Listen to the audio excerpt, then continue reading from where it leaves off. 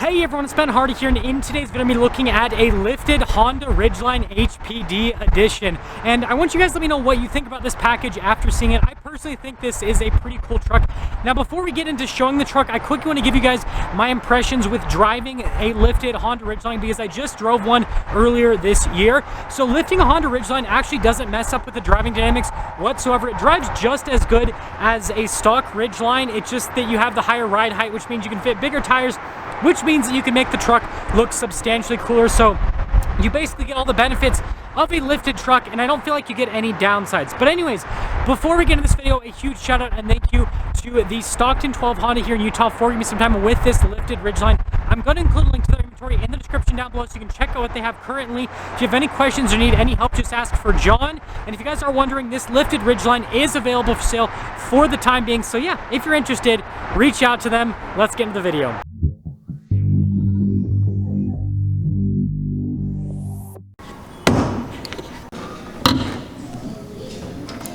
So starting under the hood, we have a naturally aspirated 3.5 liter V6 that goes through a 9-speed automatic transmission.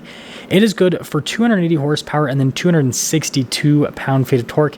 And yes, it's the same engine that's in the Pilot and the Odyssey. But anyways, going over the front of this truck, with the HPD package, I think it looks so cool. This is one of the best looking packages that has ever been put on a Ridgeline. And I also love the color as well. It's got this cool kind of like flat type appearance. You guys can see the headlights, and then notice like the chrome trim there on the front as well. You got the Honda logo front and center. Notice how the grille is darker with the coloration. And I think it's funny you have the turn signal indicator so low on the car. And then you got the fog lights there. And then notice this body paint at the very, or not body paint, sorry, it's painted at the very bottom. I think that's kind of interesting. But this truck definitely does sit quite a bit higher compared to a regular Ridgeline. So you just have the stock HPD wheels. You guys can see aftermarket tires though.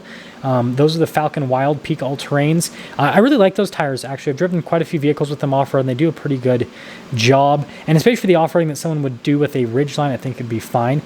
So you guys can see the lift here. It's a 2-inch lift with the truck, which I know on the surface doesn't sound like a massive amount, but I mean, for a mid-sized truck, it's quite a bit. And then you guys saw the fender flare there, and look at the trim around the windows with all the chrome and everything.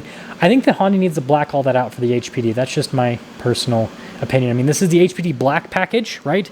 And so everything should be blacked out, including that window trim.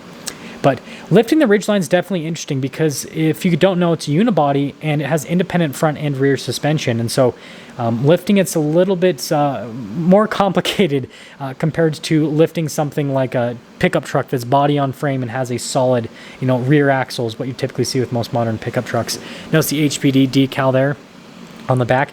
And then I can say I have driven a lifted Ridgeline. I've actually driven like 2, I think, at this point, and it doesn't run the ride quality at all with a lift. And look at the stance, like it's so much more aggressive than a regular Ridgeline. But yeah, it rides just as well as stock. But again, you get that extra ride height, and then if you do some off-roading and adventuring, you also get the extra ground clearance. I will say the tailgate sometimes annoys me because it's like doesn't always like fall down instantly. But you guys can see here with the bed, I'm a huge fan of Ridgeline's practicality with the bed, and how you don't have to worry about spraying line or anything like that, because everything's already done from the factory, which is cool with all of the protection. And the barn door function, definitely cool, and we're seeing other automakers copy that like Ram. But yeah, look at that, tons of storage space underneath with the Ridgeline. You even got the spare tire inside as well, and it's lockable too, so don't have to worry about people stealing out of your Ridgeline, if they can even find the handle, right? They've got to know, they got to be in the know. But yeah, you got like the HPD decal there. And then the other thing to know, all-wheel drive, right? That's something else that's interesting about the truck. And then you guys can see with the exhaust tips there in the back.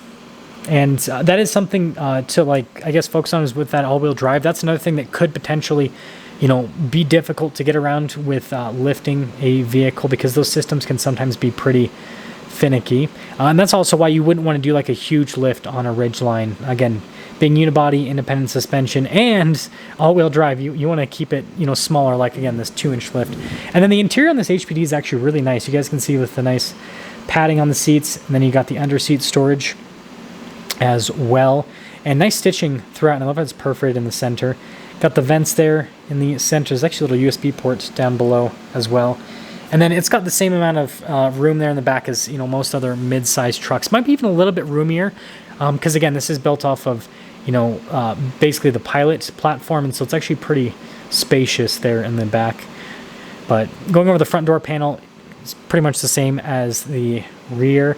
And it'll be interesting to see what the new Ridgeline looks like once they redesign the truck. And then you guys can see the gas cap release, and then notice memory seat functionality there. Got blind spot monitoring with the mirrors too. And then really nice front seats as well. All blacked out right to match with that black theme on this particular one. And then you guys can see you've got the adjustments for the mirrors. You've got your fuel economy mode. And then down below, you guys can see for like the outlets, stability control, parking sensors, lane departure, collision assistance. I mean, you got a bunch of controls in that area. I always find it's interesting when automakers put a bunch of buttons in that area, because it's kind of like a blind spot when you're sitting, because you can't really see it from the driver's seat unless you like lean your head over. And then with the steering wheel, again, really nice material use. And I think that this is probably the nicest point in the Ridgeline, because like the paddles feel really nice, the steering wheel feels nice. And then notice it does have adaptive cruise control steering assist, which is pretty cool. And then the steering wheel itself heated, which is another nice feature to have. And then you guys can see you got your turn signal light stock. And then with the gauge cluster, mostly analog, got a little screen there in the center. I'm sure with the new version they'll change that. And then over the infotainment system, this is Honda's older unit. Functionality on it's fine. Response time is also fine. Definitely not as good as the newer units, but it gets the job done. And then you've got dual zone climate controls down below there, and then you also have rear climate as well. Heated seats here for the front passengers, and then you guys can see wireless phone charging pad with some charging port actions with the USB and everything. A couple cup holders right there, and then notice with our transmission selector, it's a bunch of buttons. I guess that's what Honda's doing nowadays. And then you got your traction select here. And like I said, the whole system still works even with this lift, so you can still do those modes, and the Ridgeline will still be able to handle it. And then you got your auto stop start function. You guys can see the center console as well. Decent storage space inside. I've always found the center console is interesting, and the armrest too, because the center console is so low. And then because it's built off the Pilot, you have the little like glass there and the sunglass holder to see the rear passengers, which is hilarious. But I'm sure you guys are wondering what the pricing is on this. So this is for just the HPD package, and I didn't realize Ridgeline's got pretty dang expensive. So this thing is almost $50,000 just with the HPD itself.